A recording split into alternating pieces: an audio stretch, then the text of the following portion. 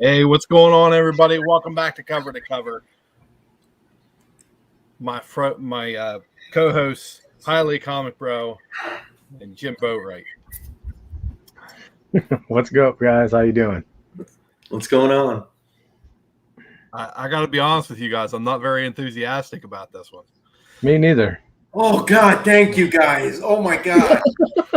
Oh my God. We've been talking for about 10 minutes, and I was like, okay, I felt like I was gonna tell you guys something, and then I was like, no, man, I'll save it for the show. I hope they still love me after the show.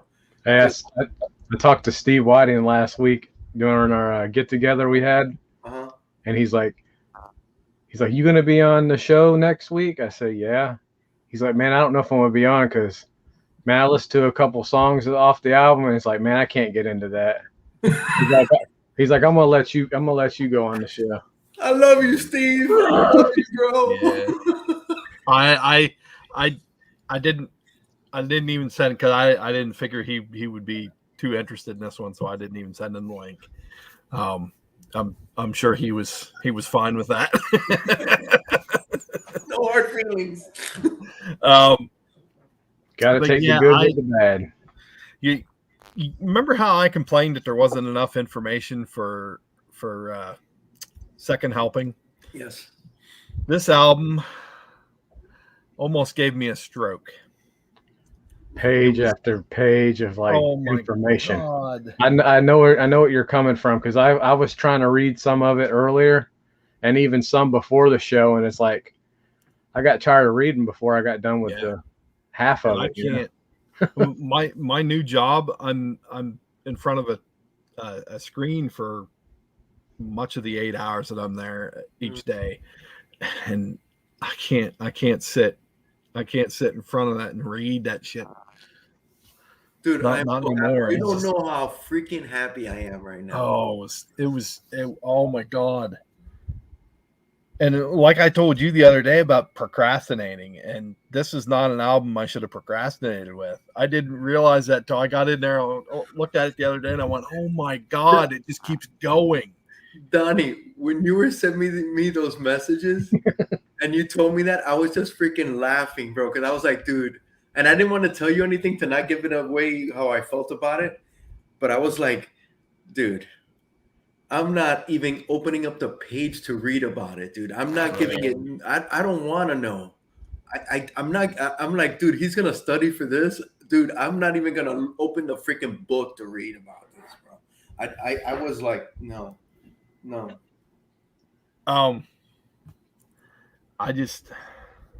like the Beach Boys. Mm-hmm. I do too.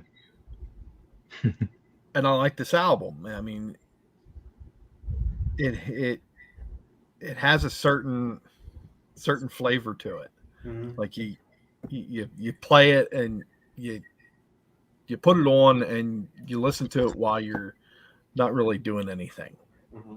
Background music, man.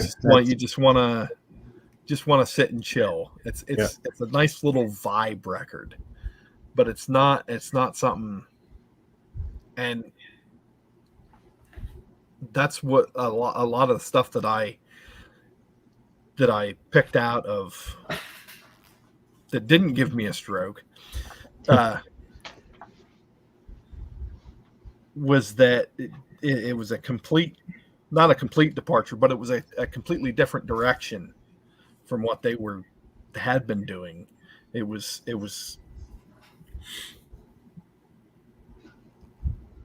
drifted away from the surf rock that they were known for. Mm-hmm. But there's something I want to point out, and I've been thinking about it, is that this album was released in May of 1966, and it was their 11th album. When I read that, my jaw dropped. I about crapped. I'm like, 11th album, holy crap! Okay, so between October of 1962, that's crazy, and May of 1966, so you're talking under. What is that? 2 albums of a year. Is that 4 years or is that 5 years? Oh. That's 4 years. 11 albums within 4 years. 62 to 66. Yeah. 4 years.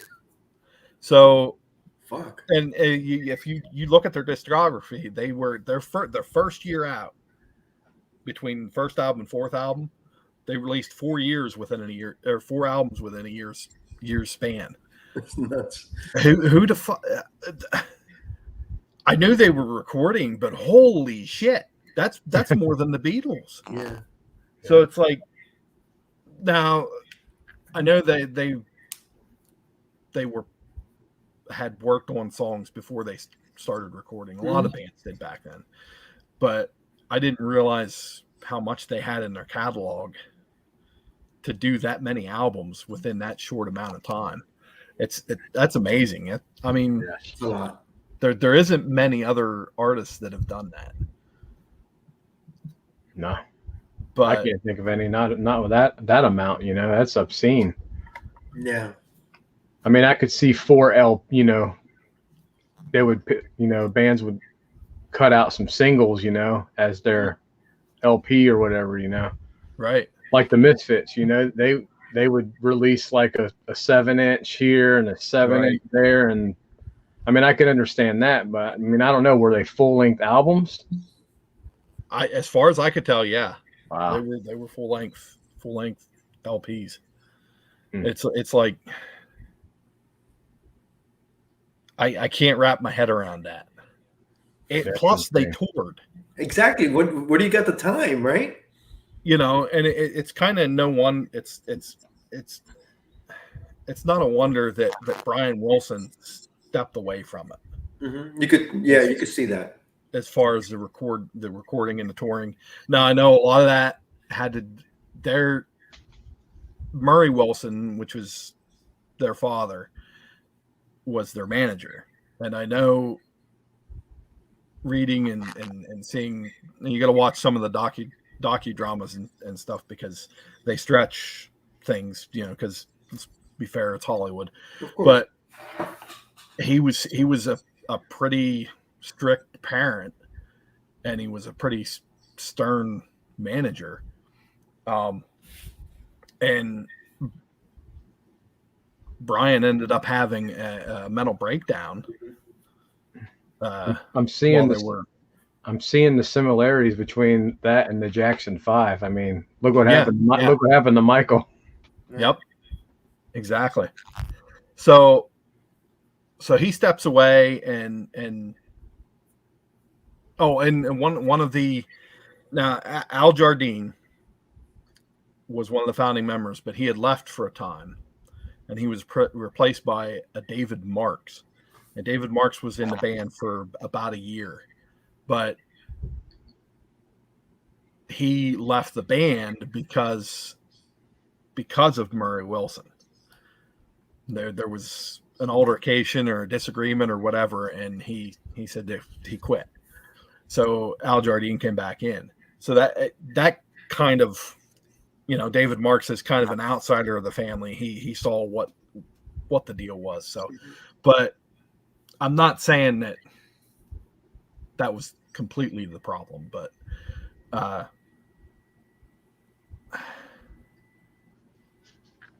this album, from what I was able to ascertain, was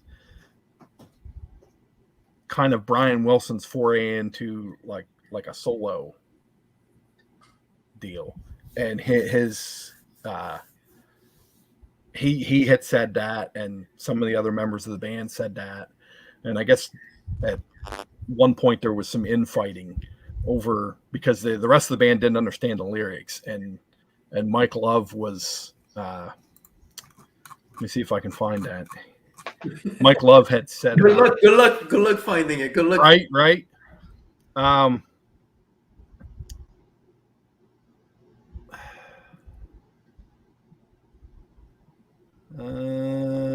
There. Mike was very confused. Mike's a formula hound. If it doesn't have a hook in it, if he can't hear a hook in it, he doesn't want to know about it. I wasn't exactly thrilled with the change, but I grew. This is Jardine talking about Mike's reaction, but I grew to really appreciate it as soon as we started to work on it. It wasn't like anything we'd heard before. So they were confused about the song structure and the lyrics and stuff like that. But at the same time, it sounds like they were willing to give it a shot. But it was, I keep hearing the genius of Brian Wilson, which incredible mind to come up with something like this and come up with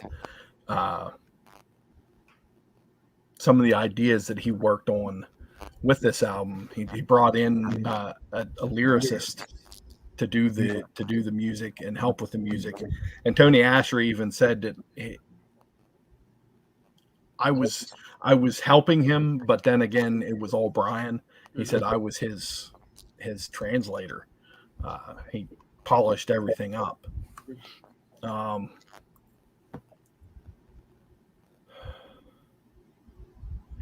This real quick, this was the first full-length album that I've heard of the Beach Boys. You know, I've growing up, it was pretty much like a greatest hits only type thing. So this was, yep. And going into this album, I was kind of, you know, I was excited because I've never listened to a full-length Beach Boys album, you know, outside of the greatest hits, you know.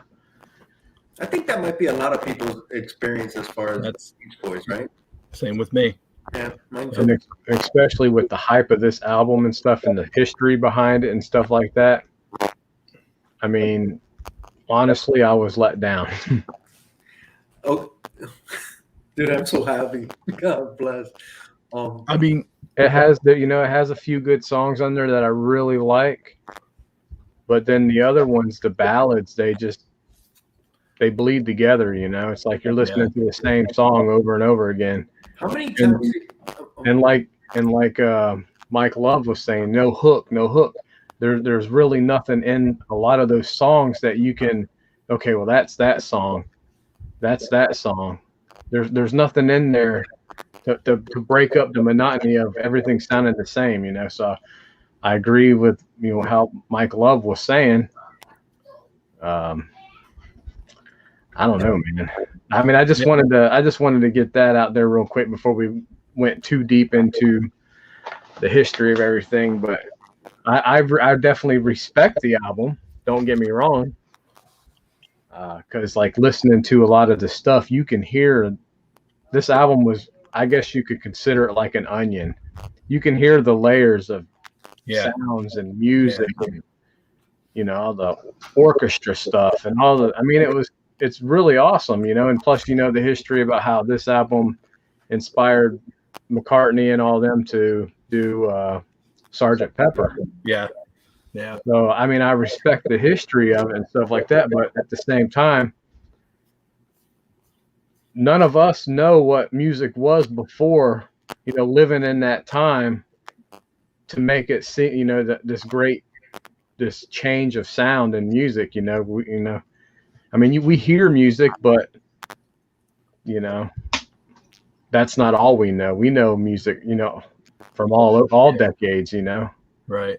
Back then, it was just that, you know, you get 40s, 50s, and 60s, and yeah, they were the forebears. I guess you had to be there, I guess, to actually hear the changing of the sound of music, to actually grasp it and enjoy it for what it is. Right.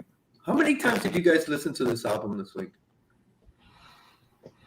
I listened to it about 3 times this week. 4 this week. I listened to it twice last week at the beginning of the week because I hadn't dug it out of the boxes in a while. And actually, I didn't dig it out of the box. It was on Amazon, so that's how I listened to it. But to what Jim said, I made that argument before, and Raul knows this. in regards to Eddie Van Halen. Mm-hmm. I only know Eddie from the majority of his career. I didn't know the music before he came on the scene. I didn't know the separation of it, because I'd heard all that stuff all together, and I agree with you on that. It's like, because this was such a departure, and the rest of the band was like, we don't know what this is not. We're a surf rock. We're a party band. They're a party surf rock. Little Deuce Coupe and Help Me Rhonda, and hot rods and surfing, right. Yeah, nothing deep, man. We're just having fun. But they took it because it was Brian, and he was kind of basically the heart and soul of the band. They just went with it because, okay, that's, well, we can change with the flow, and I don't know. I just don't know. But it like I said, it came out in May of '66, and it was recorded at 4 different studios: Western, Gold Star, Columbia, and Sunset Sound. And I know Sunset Sound has a history. Came out on Capitol Records and produced by Brian Wilson, because he took himself off of the touring schedule to work on other things. But I can't remember if I read it in the Wikipedia or if I read it in that magazine, about it being an early concept album, because for them it was the first record that was written and recorded all as the same piece, where their previous stuff was basically compilations of all the singles that they had put out. Okay.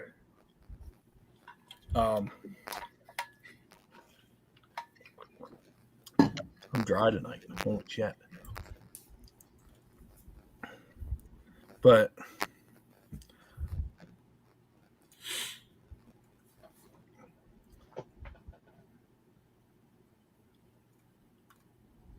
one of the things that I thought was interesting was one of their biggest hits, Good Vibrations, peaked at number 1, was recorded during these sessions, but they left it off the record. Wow. And they replaced it with the instrumental, the title track. And I can't remember if it was Al Jardine. I think it was Jardine that said that questioned taking it off. Right. Where is it? Oh, both Bruce Johnson, who replaced Brian in the touring unit, and Jardine expressed regrets with Wilson's decisions, as they felt that Good Vibrations would have bolstered the sales of Pet Sounds. But it wouldn't have fit. Right. Because it went along with their older formula. Exactly. And that's, so I guess that makes sense. Mm-hmm, it does. That he would have taken it out. Yeah, it's gonna suck. It's gonna suck completely. It's not gonna have one good song. Basically, is what they did.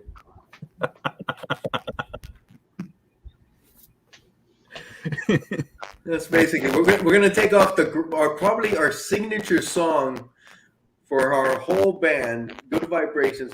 We'll take it off this one because this album's gonna suck, but this song is gonna fucking kick ass. That's exactly what they thought. Yeah. LSD's hell of a drug. Right. And see that they brought that up too about him. I even tried to listen to it with the mind aspect of, on LSD.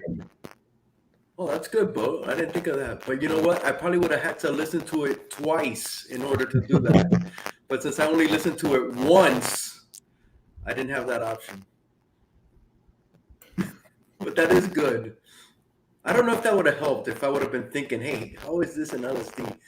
You probably just have to take LSD to know how it is on LSD, right? Because that might help it. Right. Oh my God, dude. You guys are being too nice. You guys that's my best bet. What? Well, I mean,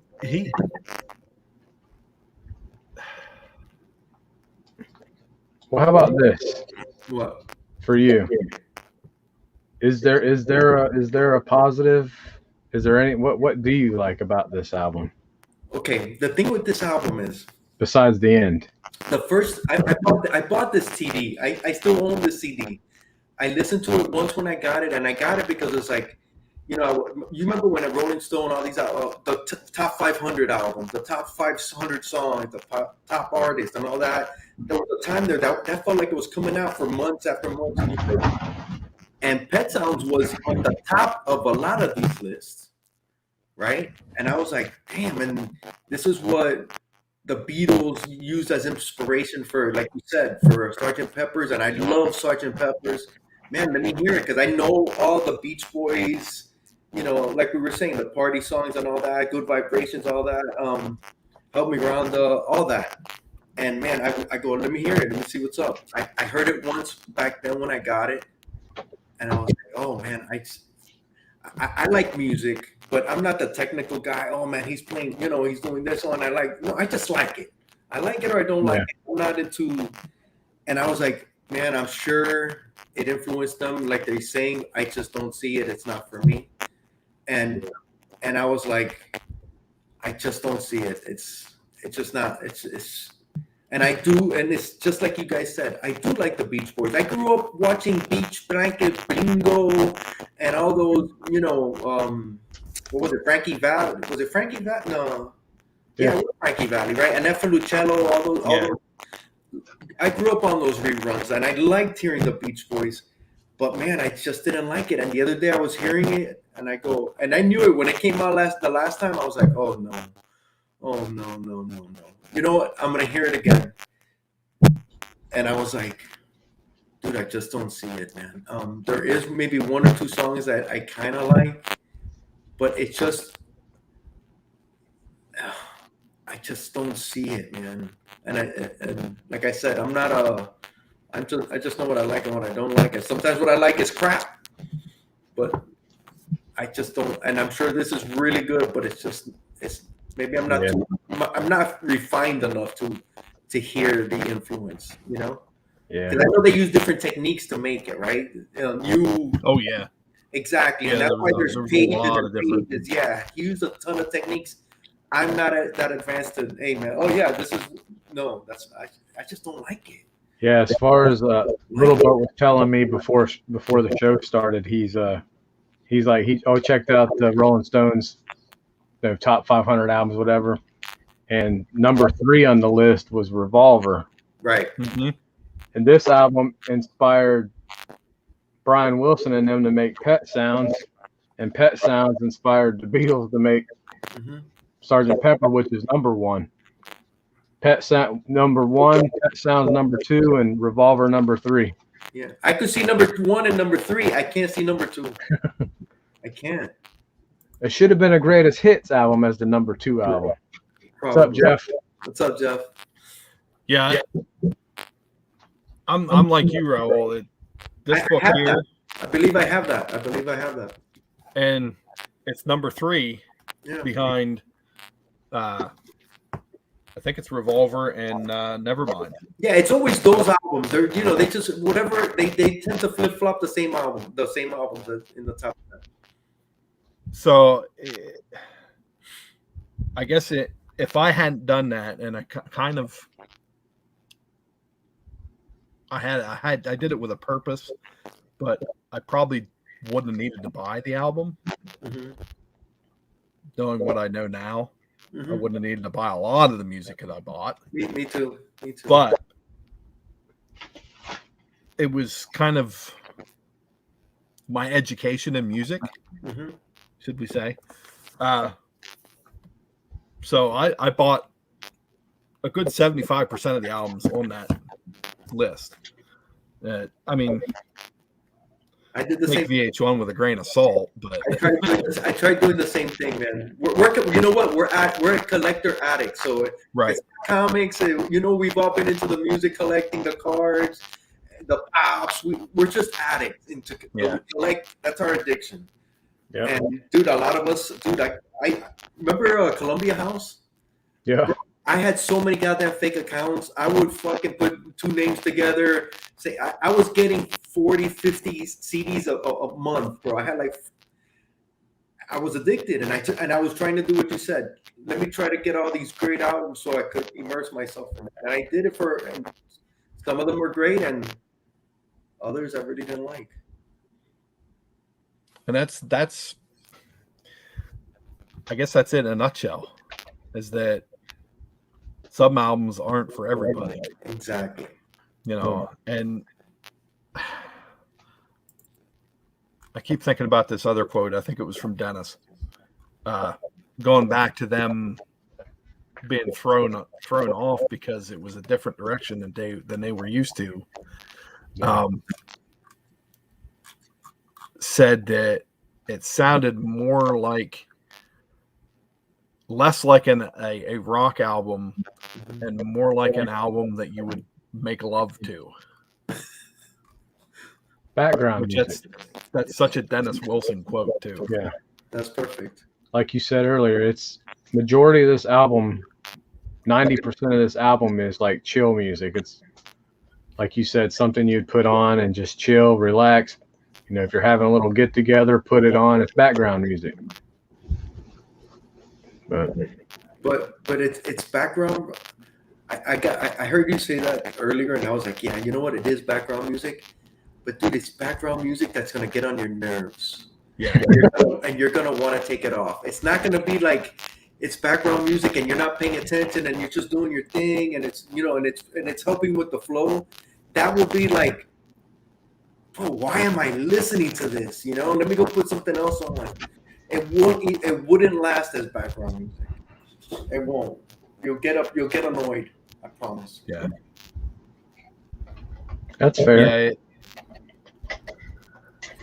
some of those notes, they just don't. They go for the notes, and it's just like, oh damn, that kind of hurts my ears, man. I kind of don't like that, dude. Oh my god, I thought I was gonna be. Well, I'm glad. I'm probably the worst, but I'm glad I'm not alone. It's not for everybody. No, I'm sure there's a lot of other. I mean, what do you? Three of us here all would agree. What's your favorite part of the album? What's your favorite part of the album? Me, it was the beginning. The first song is my favorite song. Yeah. I like the album cover. That's about it. I like that album cover. That's my favorite part of the. I think the album cover it's so 60s. You could tell it's from the 60s. You know, I still like that album cover. I like the green. You know, I like that album cover for some reason.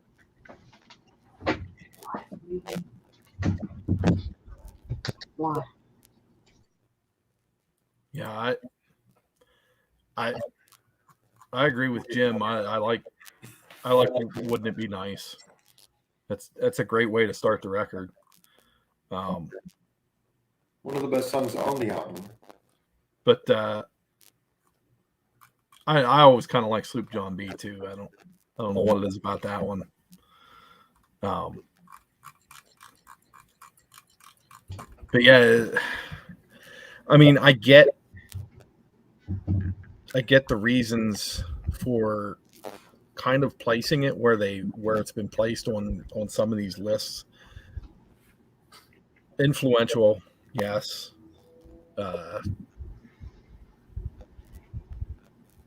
Used a lot of different new techniques that nobody had used before. Different instruments like the theremin. I mean, Sounds like I don't know that there was too many, if any, using that instrument. Sounds like a disease, or it sounds like a vermin. Right? Yeah. You know what a theremin is, right? No, I do not. Yeah. It changes. It's changing the wavelength. Okay. The sound, and you're really not playing anything. You're just playing the air. Okay. No, I didn't know that. Yeah. So I'd like to have one. They're kind of neat. What is that? An like electrical instrument? Yeah. Okay. I think you could probably have about 5 minutes of fun on that thing, and then after that, it's like put it in the corner. Yeah. That's like one of those things back in the day that had like the little roller thing, and then it rolled up and came back down. Oh, You yeah. know Yeah. what I'm talking about? Yeah. Yeah. I would expect to have about that length of fun, you know. You just, Yeah, those hang games. Remember the hang games? yeah. Okay, all right. What are we doing next? You know. You'd probably get more enjoyment out with a hand pan. Those things are expensive. I was going to buy one of those because I'm always banging on something.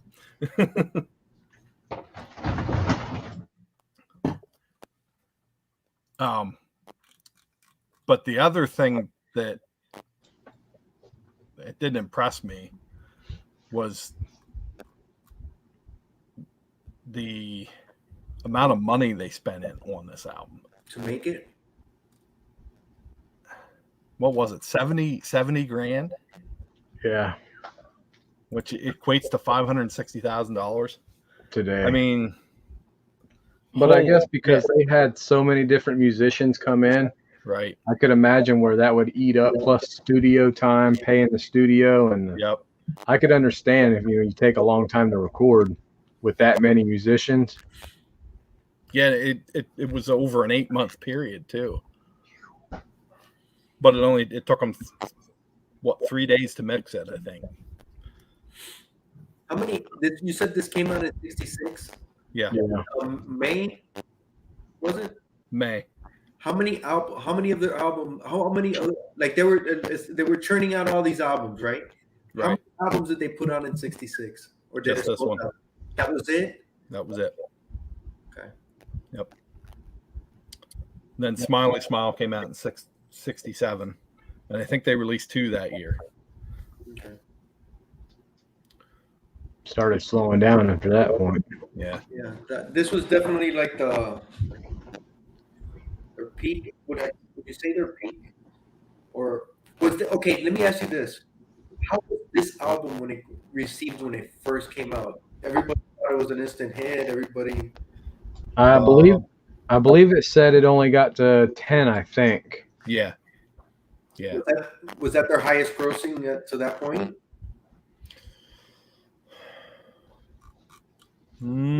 Because we kind of touched on this a little bit. You think of the Beach Boys and you think singles. You don't think albums. Listen to a whole album. It's singles. So I wonder maybe their other albums, the album just prior to that reached number 6 on the Billboard charts. Wow.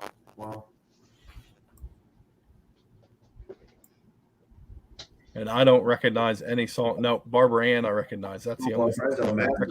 That's a massive song. It was a massive song. Yeah. Was Barbara Ann was after this or before? Before. It was the album immediately before. Okay. When I was a kid and I first heard Barbara Ann, dude, I could not get that song out of my head. I still sing that song from time to time. It just pops in and it's like, Barbara Ann. Barbara Ann. Dude, that's catchy as hell. The Surfing USA album. Surfing USA. That was number 2. That, you hear where Mike Love was coming from, because all those hit songs they had before, man, they had that hook. They had the hook. Yep. What's up, Seawood? They had the hook. No. And really, this album had 3 songs, I think, that just had hooks, and everything else. And to think, probably their best song they left off the album. Because I consider Good Vibrations, that's timeless. That's timeless to me. That's them. That's the Beach Boys.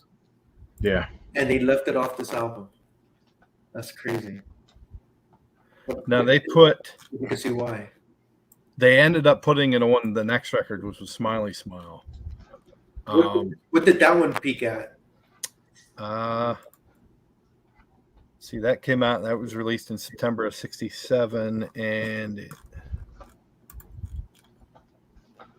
charts.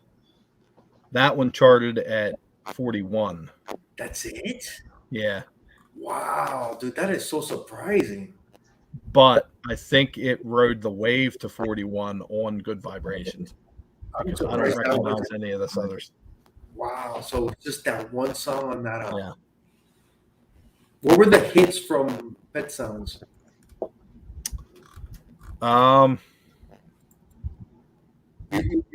notice what's going on? I could not have asked Donnie to do this when this show first started. And well, look, they had. Look at how far he's come, dude. Look at how far he's come. He's finding the stuff, dude. He's gotten so much better. There were singles. I remember reading the first singles were Swoop John B and Caroline, I think, was the first single, if I'm not mistaken. Right. And then Wouldn't It Be Nice and God Only Knows. Right. And Wouldn't it be nice? Really, that's probably the 4 only good songs. Yeah. I shouldn't say that. Well, personally, I think it was Don't Talk or It's Not Me. I can't remember which one it is. Like I said, they all bleed together. Right. But one of those two, I believe it was, I thought was better than Caroline. Yeah, Caroline, though, is kind of corny. It's okay to say it, dude. Say it. I don't know if that's the right word. I don't know if corny is the word I'm looking for. It's kind of, It's Cringe. That's how the kids would say it these days. Cringe-worthy. Lyrically, I get the idea. It's just, I don't know. It's that.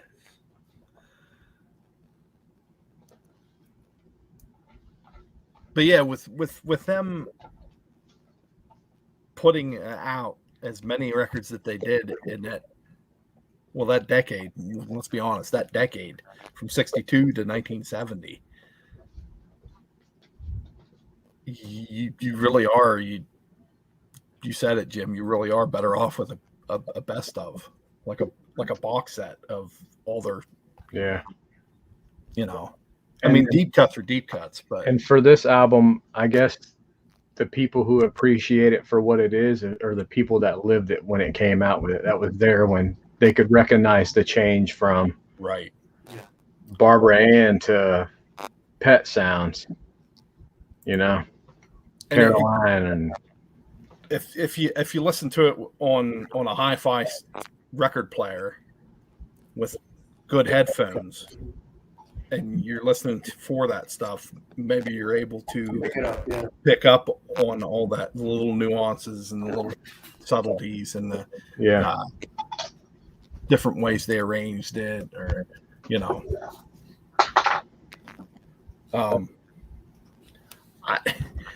I like classical music, and I have a feeling that someone schooled in classical. My freaking dog just turned the TV on. Can't teach that. That's talent. He's trying to watch something on Voodoo. That's talent. Now hang on a minute. Hey. He disappeared. Can you hear what's happening in my house? You can't, right? No. Oh. I don't know. My daughter got home and all I hear is, "Mom!" That's what I hear downstairs. What was I saying? The change. You could hear the change. Oh, The classical music. yeah. Someone that's more adept to listening to classical might pick up on those little nuances within the record. Right. But I think the amount of information that was available for this record sort of kind of put me off of it. I don't know why. Yeah, it is overwhelming on the info that you have. But when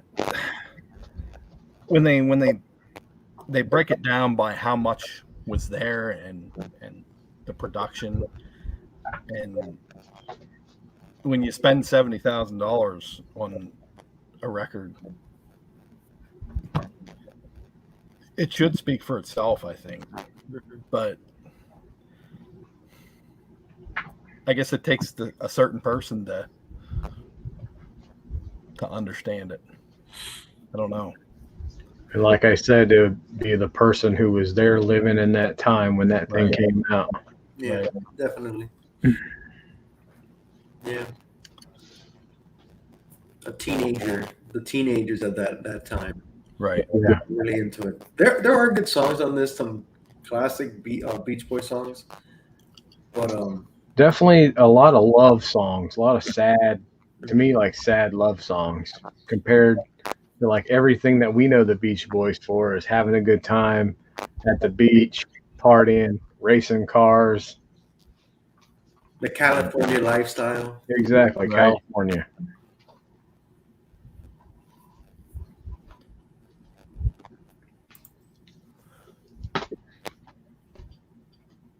I still can't get over the fact that they had 11 albums recorded before that one Yeah. in It's 1960. mind blowing. What about Their first album was in what year? 62? right? Yeah. 11 Late albums in 60s. 4 4 years. albums a year. 11 albums in 4 years. Do you think that's a good thing, dude, or is that like oversaturating the market with your stuff and people? It's like you're burning real bright with all that, and it's like you can't keep that up. I think there's a possibility of that, and I people think on. a lot of that could have been the influence from Murray. Pushing them. Yeah. Making that money. Yeah. Right. Just think if they would have had time, if they would have had a year per album like they did for Pet Sounds, or however long, 4 months or whatever they recorded Pet Sounds, or 8 months, dude, one of their albums would have been a greatest hits album, or they could have had 5 greatest hits album be their, the full length album, just like the Beatles, Right. The Beatles, every Beatles album is like a greatest hits album almost. Every song's good. Yeah. And I think that's because like after they decided to cut touring and focus on just recording, that's when their creative juices started flowing, and that's when all the great albums started happening. Once they Rubber were Soul. slow down and just Make it right. yeah. Yeah, I don't. As far as the Beatles go, I'm not big into the albums before Rubber Soul. Mm-mm. Maybe Help. Help. Hard Day's maybe. Night. Come on, man. I mean, I know the songs and all that, but they're not my favorite albums as well. I agree with Mastodon. Yeah. I love all their albums, but when I was young, Rubber Soul was the one that was my favorite. It's that tipping point. And that's when they started to turn. Right. That's when they started to change their sound from the teen boy rock band to serious musicians. Well, and just like this album, the Beatles, Yeah. they started bringing in different techniques and different instruments like the sitar, and the creativity starts to, and I think that's where this album can be salvaged, is the amount of new stuff that was brought in to the industry because of that. Yeah, that alone makes it an epic album, right? Yeah, Right. it paved the way for music after that. It's kind of like it's the Citizen Kane of albums. Boom. That's it. That's what I it agree is. with that. That's exactly what it is. You hear anybody talk about Citizen Kane, man, that movie sucked. I don't see it. You know, it's like, dude, it's not really that good, you know. But then you hear other people, oh my God, the shadows, Yep. the foreboding, and all this and all that. That's Pet Sounds, and it's nobody's gonna tell you, oh yeah, it's gotta be a super film buff. Oh yeah, Citizen Kane's the greatest movie ever. But no fans are gonna say that, right? Nobody's gonna get it. That's what it is. That's what Pet Sounds is. With a couple of good songs. It does have a couple, and I'm sure there's some good scenes in, Citizen Kane. I'm glad we did this album. I've been wanting to talk about this album for a long time because it really. Yeah, it's definitely a good change of pace.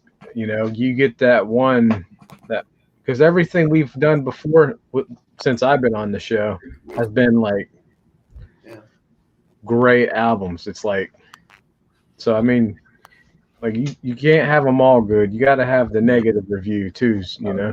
Yeah. You weren't here for Bridge Over Troubled Water. Troubled Water was tough. That you talking about Simon and Garfunkel? Yeah, that was tough. Yeah, I'm glad I wasn't. That was tough for me. Yeah, I bet. But I had some songs that I actually adore. Yeah. But this one, I don't adore too many of these songs, but they're not all bad.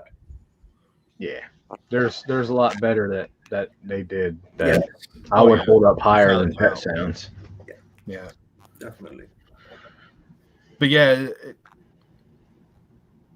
as far as it being, whoever said it was the closest thing to an early concept album. Mm-hmm. I agree with that because there's a direct flow through all the albums. I think you said it, Jim, about them running together. And I want to say Brian probably did that on purpose. And what I know about Brian Wilson, he probably did that on purpose. What's up, Gore? You doing, Gore?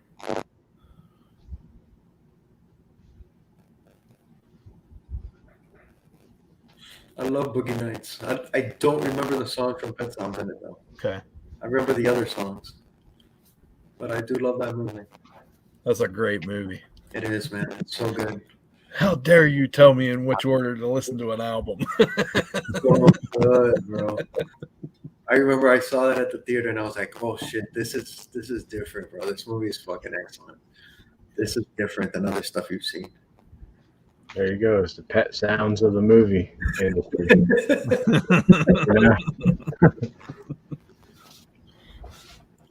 All right, well, I think we've summed it up. In my opinion. Yeah. Yeah. I mean, all around, it's influential. It's,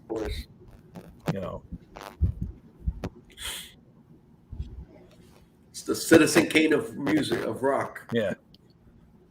Worth listening to at least once in your life. If you can find a place to, like your local library. Pandora, YouTube. Yep. YouTube anywhere. Yep. Let's spin that wheel, son. Let's see what's next. Maybe spin it on vinyl. Maybe you'll pick up on some of that. Yeah. I don't know. It's I guess funny I might want to share. I almost bought that on vinyl like a year or so ago, and I'm like, because I'd never heard the whole album, but just listening to the hype that is around this album, I'm like, that's got to be a great album. I don't know all the songs on it. I know a few. I'm like, it's got to be a great album. And you passed, and you didn't, and you. I passed. Good on you. Good. You had some good vibrations, man. And you have very good vibrations. All right. There's a couple on here that I really want to do. One of them Jim and I have talked about. A lot of these albums I don't know, to be honest. Yeah. Disraeli Gears is another one that I want to do by Cream. Love that album. Love it. All right, here we go.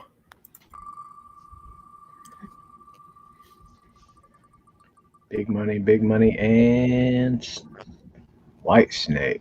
So close. We were almost there.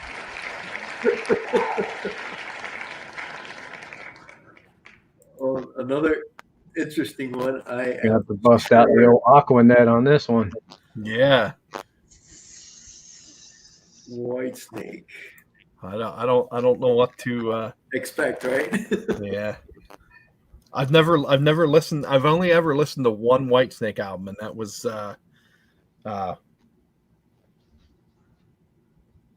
the hell is it called? I have it. It's not Snake Bite.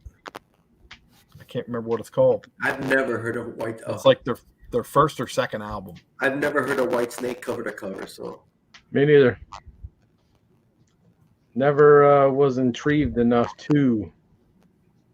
The hair music really never was my thing growing up.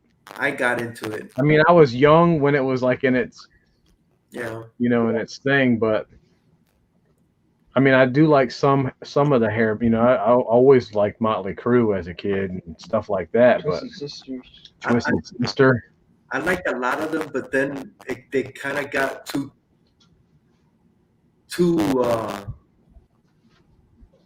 hair bandish. The hair just a little bit too big, But I agree. I was a big Crew fan, dude. When they first came out, Shout at the Devil. Oh my God, Theater of Pain, dude. I had those albums on repeat, man. I would just listen to those constantly. I think I heard Shout at the Devil not too long ago. I was a big into them, but the other ones, like which one's You're My Cherry Pie? Warrant. Dude, that was garbage. I never got into Warrant or Poison or. I did like Poison. They had some good songs. But there was a little bit of Skid Row I liked. Oh no, never liked Skid Row. Oh, I love Skid Row. Songs. Twisted Sister. Oh my God, they cool when they came out, but then it was that got really cringe, really fast, dude. They got really bad really fast. Yeah. But I have a few of those records. I have Twisted Sisters, Under the Blade. That's a good record. Skid Row's first album. I have that one.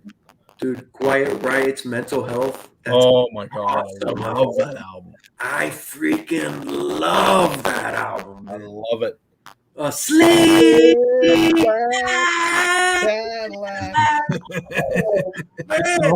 Oh, my ears. Dude, bro, man, that is such a great album, dude. Great album. Love that album, dude. Yeah, I just seen that too, what Gorgeous put there. I saw that recently. Oh, wow. Robert Plant and Alison Krauss just released a second album, or recorded one. I don't think I've ever heard it. I never heard the first one either, but I love Alison Krauss. Can't go wrong with Robert Plant. I don't know. Who is Alison Krauss? I don't know if I know her. She's like a bluegrass / country singer. She's got a beautiful voice. I have to check it out. Yeah, I had an older sister who grew up in most of the 80s, and she kind of influenced me on some of the hair bands and stuff. I still remember the day she brought Look What the Cat Dragged In home on cassette, and I still have it. Oh my God. And I'm like, what the hell who are these ladies? Bro, right? Because I was like 5-6 years old, and she puts it in the cassette player, and it starts playing, and I'm like, those ain't girls. They're not women. What was that big song on that album? Oh my God. Oh, Talk Dirty to Me, right? Yeah. Yeah. Oh my God, I used to sing that at work when we would close the store. I would just go running around the store singing that song. Yep. Damn, dude. At the drive-in. At The old man's ward. Talk Dirty to Me, you know? I thought I was so fucking cool, dude. What a douche. Yeah. Oh my God. Really good times, though. Yeah, Talk Dirty to Me. Now, was it real quick? Was it White Snake that had the fire accident during the show, or was that That was Great White. Great, Okay. Great White, yeah. Yeah. Great White. I have that album on cassette too. That was something from my sister. Never got into Great White either. Once bitten, twice shy. The cover of That was it. That was the only song I know. yeah.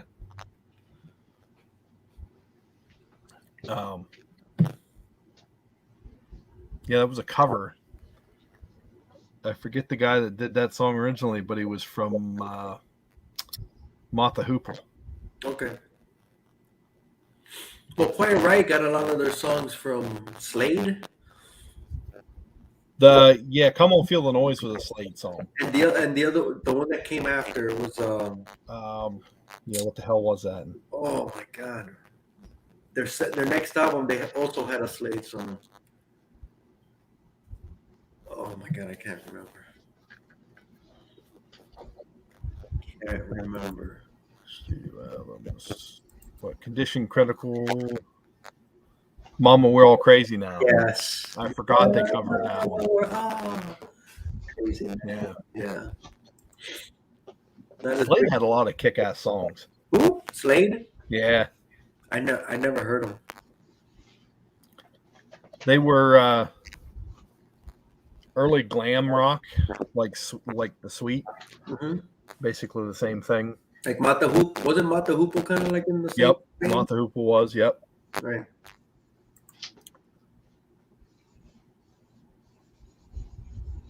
Oh yeah, definitely did. Definitely. Absolutely. We did a Black Sabbath album early on. We did Sabbath, Bloody Sabbath. Yeah, with Javi. Just wait. Just wait. Don't touch the laptop. All right, so White Snake will be the next album that we're gonna do. I don't know that I've ever heard. More uncharted ground for us, the three of us. Is it what's the album name, or is it self-titled? That's the self-titled one from '87. I think that's the one with their two biggest hits on it. Here I Go Again and Give Me All Your Love. Oh, I think it has another song that's probably my favorite song of theirs. So it'll be interesting if that song's on there. I'll have something good to say. Is This Love? That's another one. Is This Love was a massive hit, dude. Yeah, it's probably their biggest album. What? So And that was their first? that was that was their seventh. Really? Oh wow. Okay, all right. Okay, let's not delve into them until next week. Or next 2 weeks. Yeah. That's their seventh. Yeah. Wow. Yeah, I think Love Hunter is the one that I have. That was their second album. So yeah, after he left Deep Purple and formed Whitesnake, he did quite a few albums, and before they finally made it big, changed up the formula. They went from the first couple albums are very blues rock. Mm-hmm. So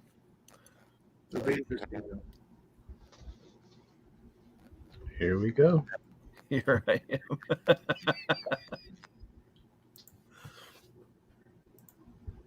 Here we go.